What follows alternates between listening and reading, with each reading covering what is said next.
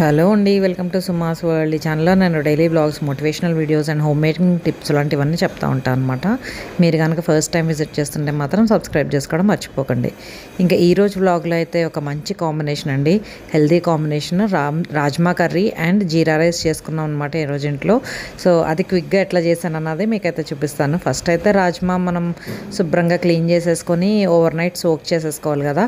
అదొక 5-6 hours soak చేసుకున్నాక కుక్కర్లో పెట్టేసి ఒక 2-3 విజిల్స్ తెప్పిస్తే ఉడికిపోతుంది అనమాట నెక్స్ట్ డే.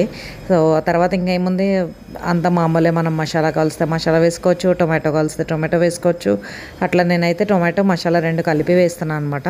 కొంచెం జీరా రైస్లోకి స్పైసీగా ఉంటే బాగుంటుందని అనిపించిందండి.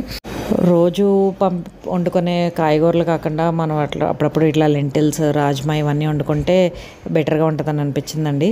తర్వాత ఇంకో విషయం చూశారు కదా, తిరుపతి లడ్డూలో ఎంత కల్తీ జరిగిందనమాట. సో గీ, మనం తిరుపతి లడ్డూకి వాడే గీ అయితే మాత్రం దాంట్లో fish oil and beef oil ఇవన్నీ కూడా కలిపి వస్తున్నాయంటండి. ఏమో ఇంత అసలు దీనికి ఇంతలా దిగజారిపోతున్నారు జనం అయితే అనిపించింది నాకు మాత్రము. కనీసం దేవుడికి పెట్టేదన్నా సరే కొంచెం ముందు వెనక చూసుకుని చేసుంటే బాగుండు అనిపించేది. ఇంకా మనం ఏం చేస్తాంలేండి, ప్రజలం పెద్దగా చేయగలిగింది ఏం లేదు.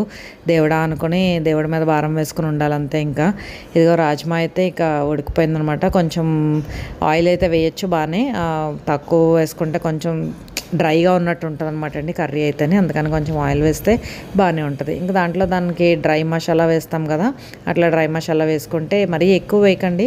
అది డ్రై మసాలా ఎక్కువ వేసుకుంటే హోల్ స్పైసెస్ మనకి తింటున్నప్పుడు నోటికి తగిలితే అంత రుచిగా అనిపించదు అనమాట. ఆ బయట ఒకటి అన్నాను. అందుకని బెటర్ మనం ఏంటంటే కొంచెం వేసుకొని పౌడర్ కింద వేసుకుంటే బెటర్ అనమాట. అయినా ఎవరినన్నా ఏం లాభం లేండి, దేవుడి గుళ్ళోకి మంచిగా చేయాలని చెప్పి చేసేవాళ్ళకు ఉండాలి. కానీ ప్రజలు మాత్రం మనం మాత్రం ఏం చేయగలము. ఇక కర్రీలోకి వస్తే మళ్ళీ అల్లం వెల్లుల్లి పేస్ట్, కొంచెం పౌడర్స్, మసాలా పౌడర్స్ ఇవన్నీ కూడా వేస్తున్నాను అనమాట. మసాలా పౌడర్ అన్నది ఎప్పుడు కూడా టమాటా ఇదంతా మగ్గిపోయాక లాస్ట్లో వేయాలండి. ఫస్ట్ ఉల్లిపాయతోనే మనం మసాలా పౌడర్ వేస్తే కూర కొంచెం కలర్ చేంజ్ అవుతుంది. ఇదిగో కొంచెం సోంపు కూడా వేస్తున్నాను అండి. ఇలాంటి పంజాబీ టైప్ కర్రీస్లో మనం సోంపు వేసుకుంటే బాగుంటుంది టేస్ట్ అయితేనే, కొంచెం డైజెషన్ కూడా బాగుంటుంది కదా. ఈ మధ్య అయితే నేను కంట్రీ డిలైట్ మిల్క్ తెప్పిస్తున్నాను అండి, బాగుంటుంది. పాలు, కాఫీ అన్నీ కూడా బాగుంటున్నాయి అనమాట. విఐపి ఏదో పెట్టారు కదా, సో దాంతో మరి అంత ఎక్కువ కాస్ట్ అయితే పడట్లేదేమో అనిపిస్తుంది ఆల్మోస్ట్. సో అందుకని వెజిటేబుల్స్ కూడా ఒక్కొక్క ఆఫర్ ఉంటున్నాయండి కంట్రీ డిలైట్లో. మీరు అరౌండ్ నైట్ 9 o'clock అట్లా చూస్తే కనుక ఆఫర్ ఉంటున్నాయి అనమాట. సో అలా కంట్రీ డిలైట్లో ఫ్రెష్గా కూడా ఉంటున్నాయి మనకి. ట్రై చేయండి మీరు కూడా ఒకసారి. ఇక మనము రాజ్మా ఉడకపెట్టిన వాటర్ ఉంది కదా, అది వేస్ట్ చేయకండి. దాంతోపాటే మనం కర్రీ కూడా వండేసేయచ్చు అనమాట. ఇదిగో కారం అయితే ఫస్ట్ వేయాలి వాటర్ వేయకముందు, కానీ మర్చిపోయాను అనమాట. అందుకని తర్వాత వేస్తున్నాను. స్పైస్ కూడా కొంచెం ఎక్కువే పడుతుందండి, ఎందుకంటే ఇవి మనకి గింజలు కదా, సో దానికి ఎక్కువ పడుతుంది అనమాట కారం.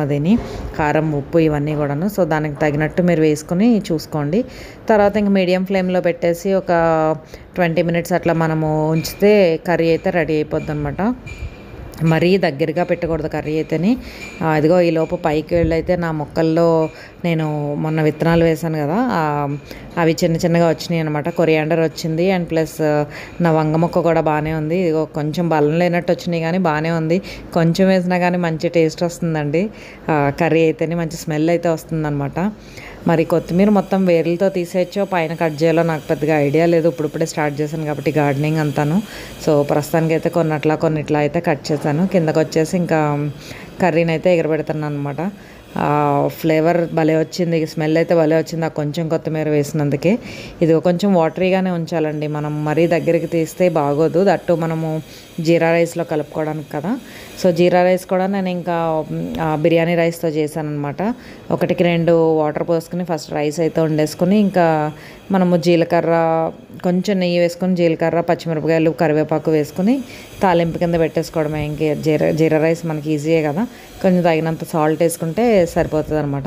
ఇదండి ఈరోజు మా ఇంట్లో వంట అయితేని. మీకు కనుక నచ్చినట్టయితే మీరు వండుకోవడంతో పాటు నాకు ఒక లైక్, షేర్ అండ్ సబ్స్క్రైబ్ కూడా చేయండి. మళ్ళీ కలుసుకునే వరకు సెలవు. మరి stay tune to Suma's world. Bye bye.